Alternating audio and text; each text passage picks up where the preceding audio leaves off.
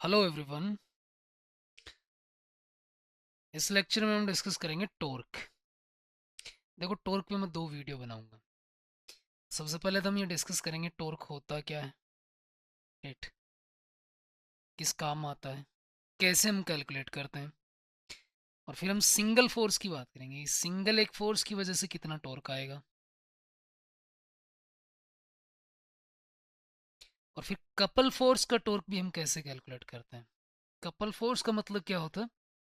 दो equal force, F and F बोल दीजिए, दो equal force but opposite in direction. तो इसमें क्या होता है, आपका नेट फोर्स जीरो होता है, summation F equals to zero होता है, बट समेशन टाउ जीरो नहीं होता है। अच्छा, उसके बाद हम समेशन टाउ इक्वल्स टू भी जीरो और summation F equals to zero. यह कंडीशन किसके लिए होती है? इसको हम बोलते हैं इक्विलिब्रियम। इक्विलिब्रियम का मतलब यही होता है। हालांकि इसका एक स्पेशल केस बन जाता है जब बॉडी आपकी पॉइंट मास हो, तो उसके लिए टाउ हमेशा जीरो होता है। तो हम सिर्फ ये बोल देते हैं कि summation F vector equals to zero is equilibrium, but वो इक्विलिब्रियम नहीं होता। इक्विलिब्रियम के लिए दोनों कंडीशन सेटिस्फाई होना जरूरी है। और फिर हम क्या करेंगे, उसके बाद एप्लीकेशन है summation tau equals to I alpha. Alpha vector आप बोल दीजिए जी। अच्छा, जब ये जीरो होता है तो फिर उसका एक एप्लीकेशन और होता है, आपका एंगुलर मोमेंटम कांस्टेंट रहता है। तो ओवरऑल समझ में आया ब्रीफ की टॉर्क किस तरीके से हम स्टडी करेंगे। हम सिंगल फोर्स का टॉर्क निकालेंगे, फिर कपल फोर्स का निकालेंगे, और फिर उसमें कंडीशन, आपकी स्पेशल कंडीशन क्या होगी, जब टॉर्क जीरो होगा। तो टॉर्क जीरो में हम only torque zero equals zero करके हमसे आपसे फोर्स पूछ ले, आपसे डिस्टेंस पूछ ले, उस पर क्वेश्चन बन सकता है। और जब टॉर्क जीरो हो तो आपका जे वेक्टर, एंगुलर मोमेंटम भी आपका कांस्टेंट होता है, कहीं कहीं एल वेक्टर से भी लिखा रहता है। तो इस पे भी बेस्ट क्वेश्चन पूछ सकता है। तो टाउ इक्वल्स टू जीरो पे दो टाइप के क्वेश्चन बन जाते हैं, एंगुलर मोमेंटम से रिलेटेड, एक टाउ इक्वल्स टू जीरो से। एंगुलर मोमेंटम कंजर्वेशन का जो है, एंगुलर मोमेंटम का जो वीडियो है उसमें एक्सप्लेन करूंगा। यहाँ पर सिर्फ हम फोर्स कैलकुलेट करेंगे, और फिर tau vector equals to I alpha. तो ओवरऑल जो है इसके लिए एटलीस्ट दो वीडियो लेक्चर मुझे बनाने पड़ेंगे। तो चलो डिस्कस करते हैं एक सिंगल फोर्स का टॉर्क किस तरीके से कैलकुलेट करते हैं।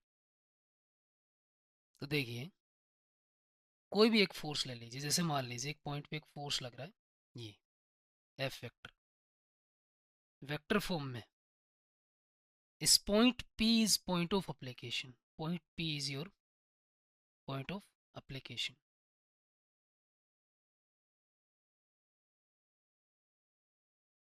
पॉइंट ऑफ एप्लीकेशन किसका एप्लीकेशन? फोर्स का। इस पॉइंट पी की जो पोजीशन वेक्टर है, दैट इज आर वेक्टर। और ये आर वेक्टर किसके रेस्पेक्ट में है? ओ पॉइंट के रेस्पेक्ट में है, और ओ के अबाउट हमें टॉर्क कैलकुलेट करना है। टॉर्क वेक्टर जो आपको कैलकुलेट करना है, that is about O.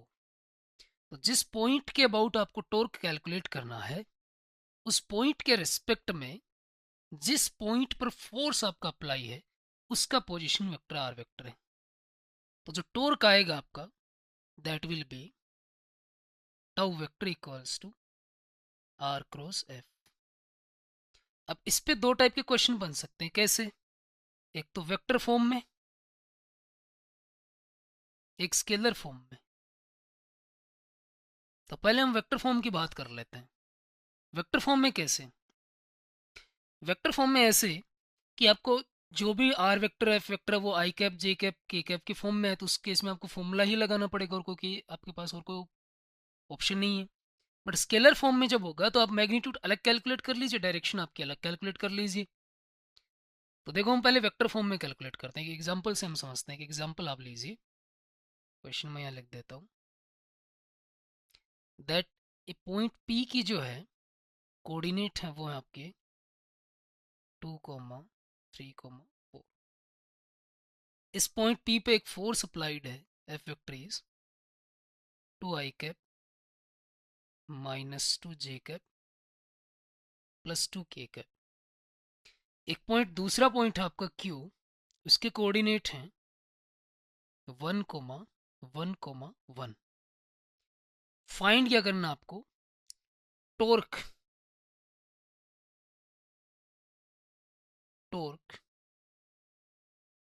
About Q and this is your point of application. P जो है that is point of application. किसका पॉइंट ऑफ अप्लीकेशन?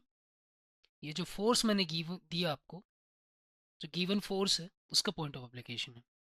ये आपको कैलकुलेट करना है। कैसे करेंगे? सबसे पहले आप आर वेक्टर लिखिए।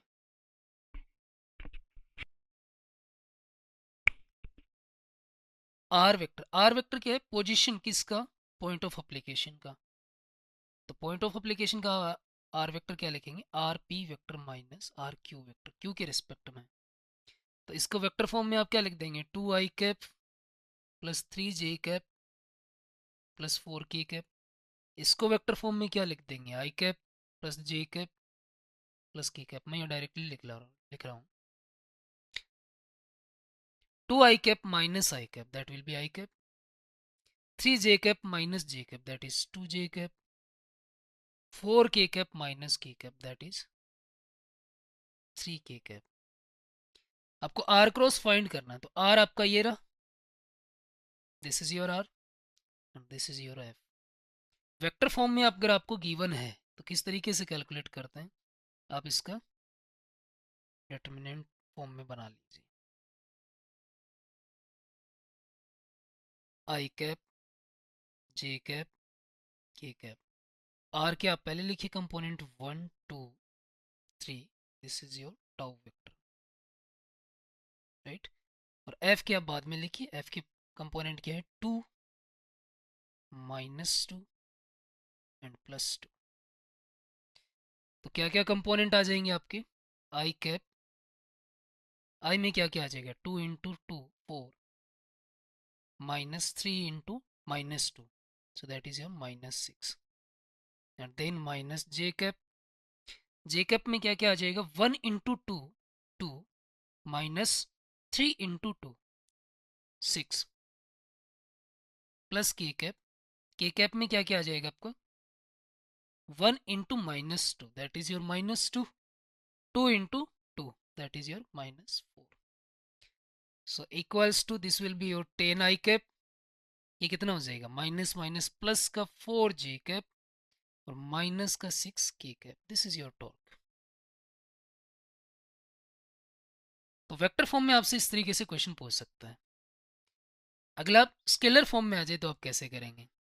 तो स्केलर फॉर्म में देखिएगा, जैसे मान लीजिए ये वाला आपका पॉइंट है P, ये पॉइंट ऑफ एप्लीकेशन है, यहाँ पे आपका फोर्स लग रहा है F वेक्टर। इसका O के अबाउट आपको टॉर्क कैलकुलेट करना है और O के रिस्पेक्ट में जो पॉइंट P है उसका पोजीशन वेक्टर है आपका R वेक्टर। तो torque vector equals to R cross F। अगर मैं इसका मैग्नीट्यूड लिखना चाहूँ तो tau magnitude equals to R F sine theta, R F sine theta. देखो मैं इसको दो तरीके से लिख रहा हूँ, एक तो R into F sine theta और दूसरी बार मैं इसको लिख रहा हूँ R sine theta into F. एक तो आपका ये वाला है, एक ये वाला है। इसको कैसे करें? देखो जो line of action of force है इसको मैं अगर आगे एक्सटेंड करूँ या पीछे एक्सटेंड करूँ, लाइन तो आप देख ही लेंगे किस लाइन के अलोंग लग रहा है। थीटा क्या है? Angle between R vector and F vector. तो आर वेक्टर को अगर मैं आगे एक्सटेंड करूँ तो टेल एंड टेल के बीच में ये वाला एंगल आपका angle between R and F, ये आगे आर वेक्टर हो जाएगा, मैं आर कैप बोल देता हूँ इसको। तो देखिए इसका मतलब ये एंगल भी आपका थीटा है। अच्छा यहाँ से मैं अगर परपेंडिकुलर डालूँ तो ये वाले डिस्टेंस को हम बोलते हैं आर परपेंडिकुलर। क्यों? Because this is perpendicular distance of this point O from the line of action of this force, जो कि मैंने डैश डैश से इंडिकेट कर रखी है। This is your R perpendicular. अब ये वाला ट्राइंगल देखिए जो मैंने लेजर से शो कर रखा है, ये वाला, ये आपका बेस हो गया, ये हाइपोटेनस हो गया, ये परपेंडिकुलर हो गया। तो इस परपेंडिकुलर को मैं यूँ लिख सकता हूँ आर साइन थीटा। यहाँ पर देखिए यहाँ पे, तो मैं इस टॉर्क के मैग्नीट्यूड को यूँ लिख सकता हूँ बेटा आर परपेंडिकुलर इंटू एफ। ये फॉर्मूला तो आप याद रख लेंगे, बस यहाँ पे मीनिंग भी आप इनका ध्यान रखना। आर परपेंडिकुलर क्या है? R perpendicular is the perpendicular distance of point O from the line of action of this force. अब देखिए, मैं आर परपेंडिकुलर कैलकुलेट ना करके इस एफ के कंपोनेंट करता हूँ। तो एफ का एक तो इस आर पैरेलल, इस आर के अलोंग कंपोनेंट आएगा, दैट इज एफ पैरेलल। और इस एफ पैरेलल का मैग्नीट्यूड कितना हो जाएगा? That will be your F cos theta. और दूसरा इस आर के परपेंडिकुलर कंपोनेंट आएगा, ये वाला, this is your F perpendicular. ये कितना बच जाएगा फिर? F sine theta. तो यहाँ पर देखिए, जो एफ साइन थीटा है इसको मैं परपेंडिकुलर लिख दूँ, तो ये क्या बन जाएगा? ये आर एफ परपेंडिकुलर हो जाएगा। तो अब इन दोनों में से कोई भी फॉर्मूला यूज़ कीजिए, आप एक चीज़ को परपेंडिकुलर लेना पड़ेगा, दूसरी की फुल वैल्यू ले लीजिए। जैसे आर की पूरी वैल्यू ले ली तो एफ का परपेंडिकुलर कंपोनेंट, और आर अगर आपने एफ कंप्लीट ले लिया तो आर का परपेंडिकुलर कंपोनेंट। इस तरीके से आप ध्यान रखिएगा, ठीक है? जैसे एक क्वेश्चन आप समझिए कि एक पार्टिकल है, क्वेश्चन की फॉर्म में हम ले लेते हैं। एक पार्टिकल को हमने प्रोजेक्ट किया ग्राउंड से, और ग्रेविटी के अंडर ये मोशन करता है। ग्रेविटी के अंडर ये मोशन करता है, तो हमसे हाईएस्ट पॉइंट पे इस पर लगने वाला टॉर्क पूछ ले। ये मास है, टॉर्क पूछ ले। तो एम जी फोर्स आपका यूं लग रहा है, और इस पॉइंट पे जो इसका पोजीशन, अच्छा इस प्रोजेक्शन पॉइंट के रेस्पेक्ट में पूछ ले। मैं लिख देता हूँ, टॉर्क ऑन पार्टिकल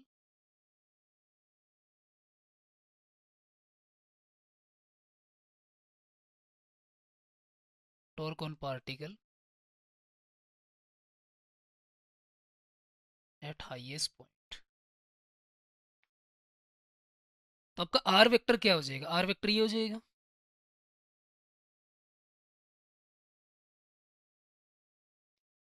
तो एक तो तरीका हमारे पास ये है कि हम आर वेक्टर को कंपोनेंट फॉर्म में लिखें, फिर फोर्स वेक्टर को लिखें, फिर इनका क्रॉस प्रोडक्ट करें। दूसरा तरीका क्या है, आप आर परपेंडिकुलर निकाल लीजिए, एफ कंप्लीट हो जाएगा। आर परपेंडिकुलर किसकी? लाइन ऑफ एक्शन की। इसकी जो लाइन ऑफ एक्शन है वो ये है बेटा, जो मैं डैश डैश से शो कर रहा हूँ। इसके आर परपेंडिकुलर क्या हो जाएगा? ये आर परपेंडिकुलर ये वाला डिस्टेंस हो जाएगी। अच्छा, ओवरऑल अगर इसकी रेंज आर है तो आर परपेंडिकुलर को आप क्या लिख सकते हैं? आप आर बाई टू लिख सकते हैं। तो अगर मैं टॉर्क की मैग्नीट्यूड की बात करूं तो टॉर्क का मैग्नीट्यूड हो जाएगा आपका force is your M G into R perpendicular, that is range by two. Range का फॉर्मूला आपको याद होगा, two U square sine theta cos theta divided by G. तो यहाँ पे टॉर्क कितना आ जाएगा आपका? Tau equals to R by two हो जाएगा आपका, ये वाला टू हट जाएगा, तो M G into U square sine theta cos theta और डिवाइडेड बाई जी। जी आपका कट गया, कितना आ गया? M U square sine theta cos theta. अच्छा, मुझे इसकी डायमेंशन बता सकते हैं आप? डायमेंशन क्या होगी इस टॉर्क की? इसकी डायमेंशन होगी newton metre. Newton is your force, force into metre is your distance और displacement, force into displacement is your kinetic energy या वर्क डन। तो टॉर्क की वही डायमेंशन होगी जो एनर्जी की होगी या वर्क डन की होगी। लेकिन यहाँ पर देखिए एम यू स्क्वायर आ रहा है। अब जैसे यहाँ से पूछ ले आपसे कि angle of projection is theta is 45 degree, then find the torque and kinetic energy is E naught, initial kinetic energy is E naught, then find the torque at highest point, that will be E naught. लेकिन यहाँ sine theta cos theta की value 1/2 आ जाएगी। ये बात समझ में आई? अब ये वेक्टर फॉर्म में, जब स्केलर फॉर्म में आप कैलकुलेट कर रहे थे तो टॉर्क का मैग्नीट्यूड तो आपने देख लिया, इसकी डायरेक्शन आप कैसे देखेंगे? आप क्या कीजिए, आर से एफ की तरफ आप जाइए। जैसे यहाँ से आर वेक्टर ये है, एफ वेक्टर ये है, तो आर से एफ की तरफ आप रोटेट करेंगे तो आपका जो सेंस है वो क्लॉकवाइज है। और अगर आप क्लॉकवाइज सेंस में रोटेट कर रहे हैं तो आपकी टॉर्क की डायरेक्शन हो जाएगी इनवर्ड। और अगर जैसे मान लीजिए आर क्रॉस एफ आपका इन एंटी क्लॉकवाइज आ जाए तो आपकी डायरेक्शन हो जाएगी आउटवर्ड। यहाँ मैं लिख देता हूँ अलग से कि जैसे मान लीजिए फोर्स आपका यूं लग रहा है, आर वेक्टर जो है वो यूं,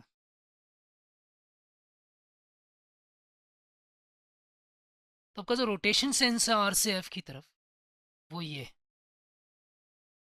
क्लॉकवाइज। क्लॉकवाइज का मतलब क्या हो गया, direction of torque is inward. अगर मान लीजिए ये फोर्स आपका यूं लगे, सर हम रोटेट तो इसमें और भी तरीके से कर सकते हैं, यूं भी तो जा सकते हैं, यूं भी तो रोटेट कर सकते हैं, नहीं। अब जो स्मॉलर वाला एंगल है, स्मॉलर वाला है ना ये वाला, इसके अलोंग रोटेट करेंगे। जैसे मान लीजिए ये आर एफ वेक्टर है आपका, ये आपका आर वेक्टर है,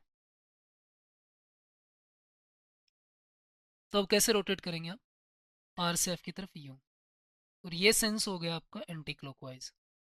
एंटी क्लॉकवाइज का मतलब हो गया आपका जो डायरेक्शन है टॉर्क की, that is outward. I hope ये आपको समझ में है। चलते हैं आगे। अगला आपका कपल फोर्स। कपल फोर्स का टॉर्क कितना होगा। नेक्स्ट आपका है टॉर्क ऑफ या torque due to couple force. Couple force आपके क्या होते हैं, दो इक्वल एंड अपोजिट फोर्स, ये एफ वेक्टर है, दूसरा जो फोर्स है, अच्छा इन दोनों के जो पॉइंट ऑफ अप्लीकेशन है वो डिफरेंट होंगे। अगर सेम हो गए तो उनके टॉर्क भी जीरो हो जाएगा। पॉइंट ऑफ अप्लीकेशन है वो डिफरेंट होंगे। जैसे ये आपका एफ वेक्टर हो गया और ये माइनस एफ वेक्टर हो गया। दोनों के जो पॉइंट ऑफ अप्लीकेशन है, ये वाला पॉइंट ऑफ अप्लीकेशन आपका P1 है,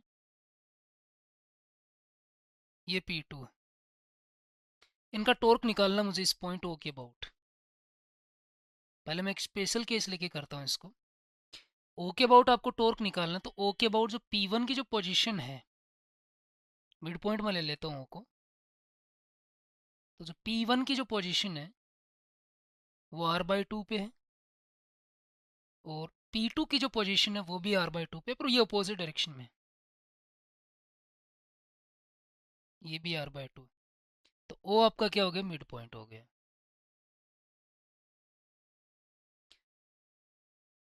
अच्छा, टॉर्क ड्यू टू फोर्स 1, इसको मैं 1 बोल देता हूँ, इसको 2 बोल देता हूँ। माइनस एफ जो है उसको 2 बोल देता हूँ। टॉर्क ड्यू टू 1, इसका मैग्नीट्यूड कितना हो जाएगा, R perpendicular into F. R perpendicular कैसे निकालते हैं, ये लाइन ऑफ एक्शन हो गई आपकी। तो आर परपेंडिकुलर आपका हो जाएगा, इस पॉइंट ओ से आप परपेंडिकुलर डालिए, ये वाला, this is your R perpendicular. अच्छा एक काम करता हूँ मैं, इन दोनों की जो लाइन ऑफ एक्शन है, इस F2 की भी, इन दोनों के लाइन ऑफ एक्शन के बीच में जो डिस्टेंस है, देखो ये दोनों के लाइन ऑफ एक्शन जो है वो पैरेलल है, तभी तो अपोजिट हो पाएंगे। तो इन दोनों के बीच की जो डिस्टेंस है, इसको अगर हम d लिखें, ये वाला डिस्टेंस आपकी स्मॉल d, तो फिर ये r परपेंडिकुलर कितना हो जाएगा, ये r परपेंडिकुलर आपका d/2 हो जाएगा। तो τ1 आ जाएगा आपका d/2 इंटू एफ। सेंस किधर आएगा इसका, देखिए r से आप, ये r वेक्टर हो गया, इससे f की तरफ आप रोटेट करेंगे तो क्लॉकवाइज सेंस हो गया, तो क्लॉकवाइज। अब हम कैलकुलेट करते हैं τ2। τ2 इक्वल्स टू, अब इस लाइन ऑफ एक्शन जो है सेकंड वाले फोर्स के लिए, उस पर आप परपेंडिकुलर डालिए, ये वाला परपेंडिकुलर हो गया। इस परपेंडिकुलर डिस्टेंस की वैल्यू कितनी आ जाएगी, ये आ जाएगी आपकी d/2। तो τ2 की भी वैल्यू आपकी कितनी आ जाएगी, d/2 आपकी डिस्टेंस है, फोर्स का मैग्नीट्यूड f है। इसका सेंस क्या होगा, देखिए r से f की तरफ आप रोटेट करेंगे, इसको आप और थोड़ा रोटेट करा दीजिए, तो ये सेंस आ गया आपका क्लॉकवाइज, तो ये भी क्लॉकवाइज। अब नेट टॉर्क अगर आपको लिखना है, तो net torque vector equals to आप क्या लिखेंगे, tau one vector plus tau two vector. अगर इन दोनों की डायरेक्शन सेम हुई तो हम क्या कर देंगे, डायरेक्ट एडिशन कर देंगे। अगर अपोजिट हुई तो हम वन में से टू को सब्ट्रैक्ट कर देंगे। दोनों का सेंस आपका क्लॉकवाइज है, इसका मतलब दोनों की डायरेक्शन सेम है। दोनों को आप ऐड करेंगे तो क्या हो जाएगा, D by two into F plus D by two into F. तो ये कितना आ गया, डी इंटू एफ। मैं इसको एफ इंटू डी लिख देता हूँ, ठीक है। डी इंटू एफ आपका डी एफ से आप कंफ्यूज ना हो जाओ। So torque due to couple force will be, torque will be your force into, torque will be magnitude of force into parallel distance या perpendicular distance, या फिर आप यूं लिख लीजिए इसको, into distance between line of action। तो दोनों के लाइन ऑफ एक्शन पैरेलल आएगी, उन दोनों के बीच में पैरेलल लाइन के बीच में जो डिस्टेंस हो जाएगी दैट इज योर डी। अच्छा, मैं ओ के अबाउट ना कैलकुलेट करके किसी और पॉइंट के अबाउट कैलकुलेट करूं। जैसे मान लीजिए यही वाला केस है आपका, ये दोनों फोर्स हैं आपके, और इस बार जो टॉर्क कैलकुलेट करना आपको किसी रैंडम पॉइंट के अबाउट टॉर्क कैलकुलेट करना, और वो पॉइंट जो है वो इन दोनों के लाइन ऑफ एक्शन से बाहर है। एक तो ये आपका एफ वेक्टर हो गया, और दूसरा यहाँ पे अप्लाइड है, मान लीजिए this is your minus F vector, और इनके लाइन ऑफ एक्शन जो है उन दोनों के बीच में जो डिस्टेंस है that is your small D. आपको कैलकुलेट करना है टॉर्क इस पॉइंट के अबाउट, यहाँ पे ओ है। कैसे आप कैलकुलेट करेंगे, पहले आप R1 वेक्टर कैलकुलेट कीजिए। तो इस वाले फोर्स के लिए R1 वेक्टर आपका हो गया ये, this is your R1 vector. Perpendicular distance कौन सी हो जाएगी, परपेंडिकुलर यहाँ से आप परपेंडिकुलर डालेंगे इस पे, तो देखिए ओ से जब आप परपेंडिकुलर डालेंगे ये हो जाएगी आपकी। मैं इस डिस्टेंस को इतनी को स्मॉल एल लिख लेता हूँ। तो आर परपेंडिकुलर कितना हो जाएगा, R1 परपेंडिकुलर कितना हो जाएगा आपका, this will be your L plus D, क्योंकि ये वाला डिस्टेंस तो आपकी डी ही है, ये डिस्टेंस आपकी डी है। Torque due to F2। अच्छा, इसका सेंस भी आप लिख लीजिए, सेंस किधर होगा, tau one equals to R perpendicular into F, तो ये हो जाएगा L plus D into F. Sense आपका क्या हो जाएगा, क्लॉकवाइज, आर से एफ की तरफ क्लॉकवाइज। टाउ टू वेक्टर कितना हो जाएगा, आर वेक्टर आपको पहले कैलकुलेट करना है, तो R2 वेक्टर आपका होगा इस पॉइंट ऑफ एप्लीकेशन की position vector, this is your R2 vector. Perpendicular आप डालेंगे तो ये आपका परपेंडिकुलर हो जाएगा। इस बार जो R2 परपेंडिकुलर है that will be equal to L, so tau two magnitude will be L into F. इसका सेंस क्या आएगा, इसका सेंस देखो ये आएगा, और ये सेंस आपका एंटी क्लॉकवाइज है, एंटी क्लॉकवाइज। अब मुझे अगर ओवरऑल रिजल्टेंट टॉर्क निकालना है तो tau vector equals to tau one vector plus tau two vector. But अगर मुझे इसका मैग्नीट्यूड लिखना है तो देखिए इन दोनों के डायरेक्शन अपोजिट है, टाउ वन जो है वो क्लॉकवाइज में, टाउ टू जो है एंटी क्लॉकवाइज में। अगर मैं मैग्नीट्यूड की बात करूं तो टाउ वन का मैग्नीट्यूड देखो कितना, L into F plus D into F, जबकि टाउ टू का मैग्नीट्यूड है एल इंटू एफ, और दोनों अपोजिट सेंस में। तो आप क्या करेंगे, tau one minus tau two या फिर tau two minus tau one. But यहाँ पर देखिए मैग्नीट्यूड आपका वन का ज़्यादा है तो ये डोमिनेट करेगा, तो रिजल्टेंट है वो टाउ वन के अलोंग ही हो जाएगा, टाउ वन के अलोंग हो जाएगा। तो रिजल्टेंट का मैग्नीट्यूड आप क्या लिखेंगे, ये आप लिखेंगे tau one minus tau two, so it will be L into F plus D into F और minus tau two that is L into F. ये कट गया, कितना आ गया, डी इंटू एफ या एफ इंटू डी। इसी couple force के लिए पॉइंट ओ के अबाउट टॉर्क कितना आया था, एफ इंटू डी, यहाँ पर देखिए, और इसी कपल फोर्स का किसी रैंडम पॉइंट के अबाउट टॉर्क कितना है, एफ इंटू डी। यानी जिस प्लेन में ये दोनों फोर्सेस लग रहे हैं, उस प्लेन में कहीं भी कोई भी पॉइंट हो, उसके अबाउट नेट टॉर्क कितना आ जाएगा, force into perpendicular distance between them, that is F into D, किसी भी पॉइंट के अबाउट। इसलिए हम कपल फोर्स को अलग से पढ़ते हैं। ठीक है, अब देखो हम कुछ क्वेश्चन करते हैं इस पे। Summation of tau vector is 0 और समेशन एफ वेक्टर भी 0। ये दोनों कंडीशन कंबाइंड होके क्या बनाती हैं, योर इक्विलिब्रियम। अब इसमें क्वेश्चन देखिए, ये आपका दोनों टाइप का इक्विलिब्रियम में है, तो यहाँ पे नेट फोर्स भी आपका 0 रहेगा एंड नेट टॉर्क भी 0 रहेगा। क्वेश्चन को आप पढ़ लीजिए। Uniform road of length 100 centimetre, ये वाली जो रोड है इसका लेंथ आपकी 100 सेंटीमीटर एंड मास 1 kg, इसका मास 1 kg is supported between two walls with the help of frictional forces. दो फ्रिक्शनल फोर्सेस आपके यहाँ पे लग रहे हैं, एक तो लेफ्ट वाली वॉल पे, इसको हम F1 बोल देते हैं, एक राइट वाली वॉल पे, that is F2, and maximum value of each one of them is 20 newton. तो एफ मैक्स जो हो सकता है that is 20 newton. Where on the road can a kitten of mass 2 kg sit safely. देखो centre पे बैठेगा तो कोई दिक्कत ही नहीं, सेंटर से ये कितनी डिस्टेंस इधर बैठ सकता है, लेफ्ट और राइट दोनों की तरफ। तब मान के चल रहे हैं कि जो वो सेफ डिस्टेंस है वो एक्स नोट है। अगर एक्स नोट उस डिस्टेंस को माने तो एफ बी डी हम बनाते हैं पूरे सिस्टम का। ये आपकी रोड है, दो फोर्सेस आपके इस पे लग रहे हैं, एक तो F1 एक F2, और जो रोड का सेंटर है उस पर आपके रोड का ग्रेविटेशनल फोर्स लग रहा होगा। 1 kg इसका मास है तो कितना हो जाएगा 10 न्यूटन।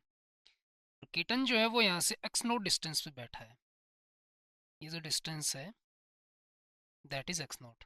अच्छा ये कितनी बच जाएगी, 50 सेंटीमीटर, और ये कितनी बच जाएगी, this will B 50 minus x note. X note को मैं सेंटीमीटर में लेके चल रहा हूँ। जहाँ पे कीटन बैठा आपका, बिल्ली का जो बच्चा बैठा है यहाँ पे, इसका वेट भी नीचे लग रहा होगा, कितना 20 न्यूटन। अगर हम इसके लिए समेशन एफ इक्वल्स टू 0 करें तो हमें क्या इक्वेशन मिलेगी, ऊपर की तरफ फोर्स लग रहे हैं आपके F1 और F2 दोनों friction force, that will be equal to 30 newton, equation 1। अगर हम टॉर्क 0 करें तो किसके अबाउट करें, देखिए F1 और F2 दोनों आपके वेरिएबल हैं इस इक्वेशन में। देखिए तो मैं एक ऐसा पॉइंट लेता हूँ जिसमें से एटलीस्ट मेरा एक एलिमिनेट हो जाए, तो एक एंड ले लेता हूँ ए, इस एंड के रिस्पेक्ट में, ए के रिस्पेक्ट में, या ए से गुजरने वाली एक्सिस के रिस्पेक्ट में, उसके अबाउट। तो देखो इसमें किस किस का टॉर्क आएगा, एक तो ये कीटन जो बैठा है उसके वेट का, एक रोड के वेट का। ये दोनों किस सेंस में आएंगे, ये दोनों आएंगे क्लॉकवाइज सेंस में।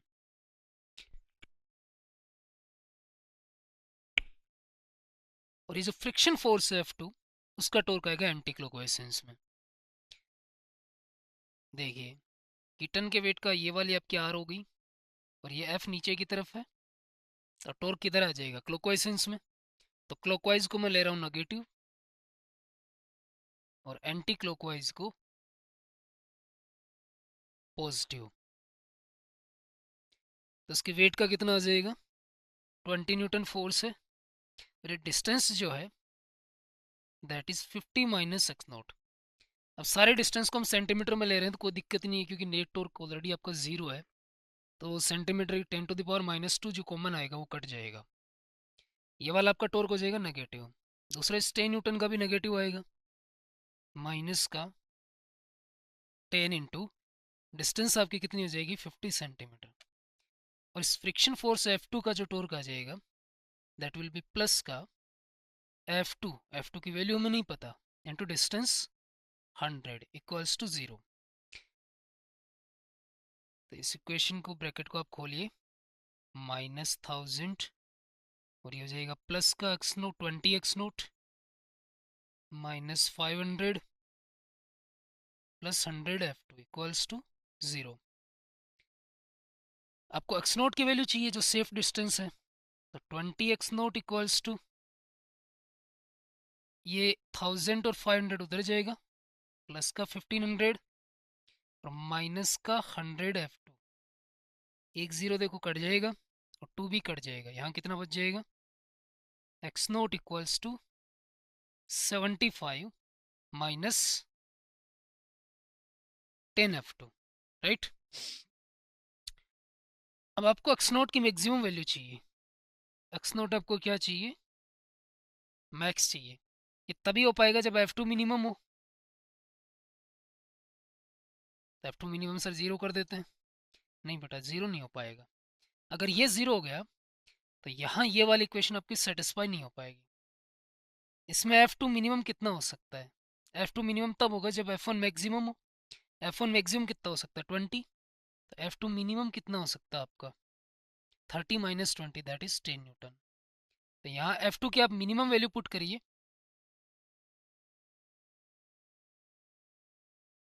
एक्स नोट इक्वल्स टू, अच्छा इसको 10 लिख दिया ना, यहाँ पे एक गलती की है हमने, 2 से डिवाइड कर दिया तो ये 5F2 हो जाएगा।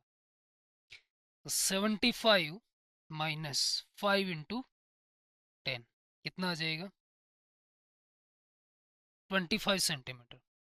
25 सेंटीमीटर तक सेफ डिस्टेंस है, यानी 25 सेंटीमीटर लेफ्ट की तरफ और 25 सेंटीमीटर राइट की तरफ।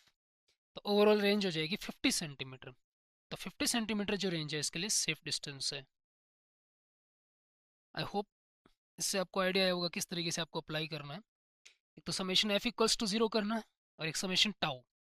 तो टाउ आप किसी भी पॉइंट के अबाउट जीरो कर सकते हैं, बट वो आपको सेलेक्ट करना जिससे कि आपकी कैलकुलेशन मिनिमम हो।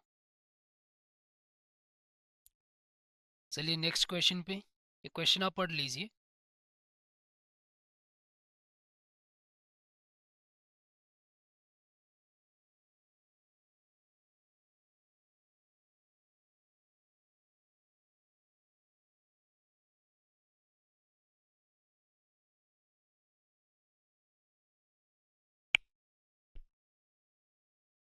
इसमें देखो लोड आपका जो लेफ्ट वाला है वो गिवन है और ये लोड जो पी है वो अननोन है। किसी भी टेंशन, किसी भी रोप जो है उसमें जो मैक्सिमम टेंशन हो सकता है दैट इज 1200 न्यूटन। अतः मिनिमम बता सकते हैं आप मुझे, मिनिमम ज़ीरो हो सकता है। इस क्वेश्चन को अगर आपने पढ़ लिया हो तो देखो इसका मैं आइडिया देता हूँ आपको। अगर आप कभी जिम गए हो, जिम में क्या होता है, जैसे आप बेंच प्रेस मारते हो ना चेस्ट के लिए, उसमें आपका जैसे मान लीजिए ये यहाँ पर दो सपोर्ट सपोर्ट मिल रहा है इसको, बार को, और ये आपके डंबल हैं इसमें। जैसे मान लीजिए 2-3 डंबल हैं। अब जैसे मान लो हैवी लिफ्ट करने वाला कोई पर्सन हो, मेरे मान लीजिए 20-20 kg के डाल रखे हैं, इधर भी 20-20 के हैं। जैसे ही आप एक हटा दोगे कोई फ़र्क नहीं पड़ेगा, दो हटा दोगे तो भी अगर मान लीजिए डिस्टेंस इज सफिशिएंट है तो कोई फ़र्क नहीं पड़ेगा या फिर ये गिरेगा नहीं।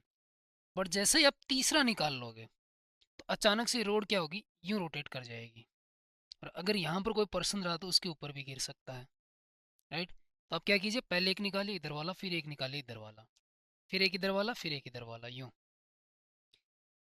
बट अच्छा ये रोटेट क्यों कर जाती है, इसका रीज़न समझ में आया।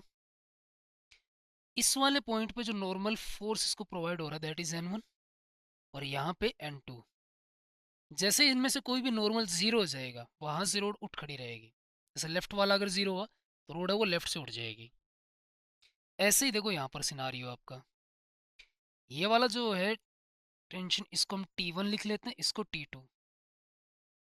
जैसे टेंशन जीरो हो जाएगा ये वाली रो, कोई सी भी रोप हो, 1 हो या 2 हो, वो स्लैक हो जाएगी, ढीली पड़ जाएगी।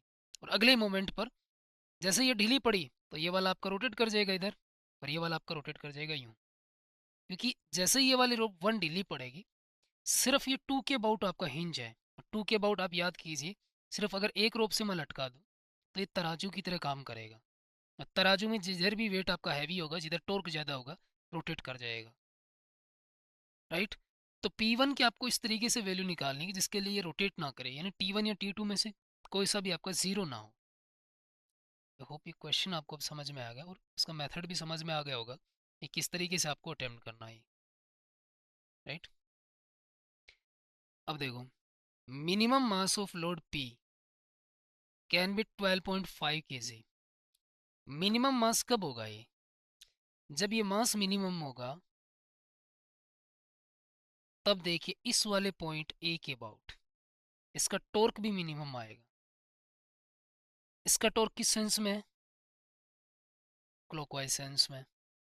तो जब इसका टॉर्क मिनिमम होगा क्लॉकवाइज सेंस में, तो ये और एक्स्ट्रा कौन फोर्स है जो इसको क्लॉकवाइज सेंस में टॉर्क प्रोवाइड करा रहा है? देखो T2 का टॉर्क आएगा इस पॉइंट ए के अबाउट एंटी क्लॉकवाइज सेंस में, और इसके mg का किधर आएगा? इसका जो रोड है उसके वेट का, वो आएगा क्लॉकवाइज सेंस में। और इस 75 का ये देखिए आपका आएगा एंटी क्लॉकवाइज में। तो T2 का और 75 kg का, इन दोनों का एंटी क्लॉकवाइज सेंस में, और ये इसके वेट का, रोड के वेट का और P के वेट का जो टॉर्क है वो क्लॉकवाइज सेंस में, यानी इन दोनों का मिला के इन दोनों एंटी क्लॉकवाइज वाले के बराबर होना चाहिए। बट P की जब मिनिमम वैल्यू होगी तब इसका टॉर्क भी मिनिमम होगा। तब जो है आपका T2 जो है, T2 भी आपका इस तरीके से मैनेज होना चाहिए कि एंटी क्लॉकवाइज सेंस वाला जो टॉर्क है वो क्लॉकवाइज वाले को मैनेज कर दे। आई होप समझ में आया होगा। तो हम नेट टॉर्क जो हम ए के अबाउट जीरो कर रहे हैं, पॉइंट ए कहाँ पर? आप लेफ्ट वाली रोप पे। तो पहली बात तो देखो, ये रहा डायग्राम, यहाँ पर आपका पॉइंट ए है, इसमें टेंशन T1, इसमें टेंशन T2, और इस रोड का जो वेट है वो बीच में। टोटल लेंथ कितनी है इसकी? 2.25 ये है, 0.75 ये 3 और 3.5। अच्छा, टोटल 3.5 है, तो सेंटर कहाँ पे होगा? 1.75 पे। उसमें से 0.5 ये चली गई, तो ए से कितने डिस्टेंस बचेगी? -0.5, तो ये 1.25 पे बचेगा। तो जो वेट होगा इसका वो यहाँ पे लग रहा होगा, और ये डिस्टेंस कितनी हो जाएगी पॉइंट ए से? ये डिस्टेंस हो जाएगी आपकी 1.25 मीटर। ये डिस्टेंस हो जाएगी 1.25 मीटर। वेट कितना दे रखा है इसका? 75 kg। The light beam suspended with the help of 2 ropes. अच्छा, लाइट बीम है तो इसका वेट आपका है ही नहीं, ये और भी बढ़िया, तो इसका वेट आप ज़ीरो कर दीजिए। अब देखिए, नेट टॉर्क अबाउट ए, तो T2 का कितना आएगा टॉर्क? अच्छा, एंटी क्लॉकवाइज को मैं पॉजिटिव लेके चल रहा हूँ, ACW को, तो 2.25 इंटू T2, और 75 kg का भी एंटी क्लॉकवाइज सेंस में आएगा, तो प्लस 750 इसका वेट है, इंटू 0.5 इक्वल्स टू इसका वेट आपका mg इंटू 2.25 प्लस 0.753, तो ये कितना हो गया आपका? 2.25 T2, और ये वाला कितना हो गया इसका half? 375 equals to 30m, equation 1।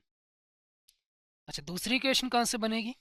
Summation F equals to 0, तो T1 प्लस T2 equals to total weight. Total weight कितना हो जाएगा? 75 प्लस m इंटू जी। अच्छा, इस m की मिनिमम वैल्यू कब आएगी? जब T2 मिनिमम होगा। और यहाँ से T2 मिनिमम कब होगा? या T2 मिनिमम कितना हो सकता है आपका? T2 मिनिमम आपका हो सकता है 0, राइट। क्योंकि T2 जब मिनिमम 0 होगा तब देखिए T1 कहीं 1200 को क्रॉस तो नहीं कर रहा है। देख लेते हैं हम। तो T1 equals to 750 plus 10m, तो n की वैल्यू को हम एडजस्ट कर सकते हैं। तो T1 की वैल्यू 1200 को क्रॉस नहीं कर रही, यानी T1 ब्रेक नहीं हो रहा है। तो m की मिनिमम वैल्यू कितनी आ जाएगी? 375 डिवाइडेड बाई 30, क्योंकि T2 0 हो जाएगा। कितना आ जाएगा? 37.5 डिवाइडेड बाई 3, कितना आ जाएगा? 102.5 kg। क्या ऑप्शन दे रखा है? ये रहा, ए करेक्ट हो गया आपका। Maximum mass of the load P can B, maximum कब होगा? एम मैक्सिमम जब T2 मैक्सिमम होगा। तो T2 मैक्सिमम कितना हो सकता है? 1200। अच्छा, 1200 जब हम इस T2 की वैल्यू पुट करें तो उसके कोरस्पॉन्डिंग देखिए, कोई दिक्कत नहीं है, मन में तो कोई दिक्कत नहीं, एडजस्ट कर लेगा ये। तो एम मैक्स कितना हो जाएगा? 2.25 इंटू 1200 प्लस 375 और डिवाइडेड बाई 30, कितना आ जाएगा ये? 1200 को इससे ये 2 डेसिमल हटा दीजिए, कितना आ जाएगा ये? 2250 प्लस 450, 001 2700 प्लस 375 डिवाइडेड बाई 30, या फिर 3075,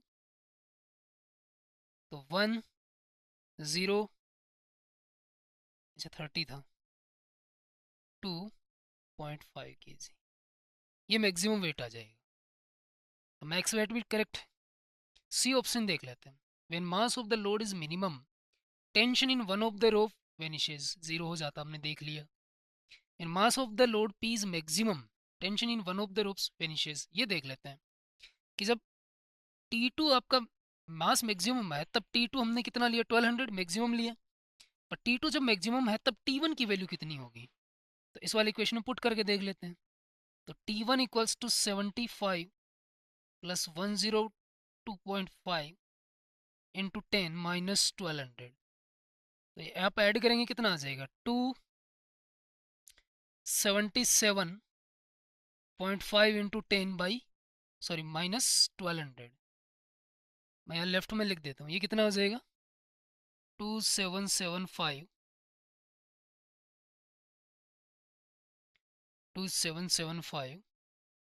ठीक है क्या? 10, अच्छा एक गलती कर दी यहाँ पे, यह कितना हो जाएगा आपका? 177 हो जाएगा। 177.5 इंटू 10 माइनस 1200, तो यहाँ पे आ जाएगा आपका 1775 माइनस 1200, तो 575 आ जाएगा। तो ज़ीरो तो नहीं हुआ है, इसका मतलब डी इनकरेक्ट है। ए बी सी आपका आंसर हो गया।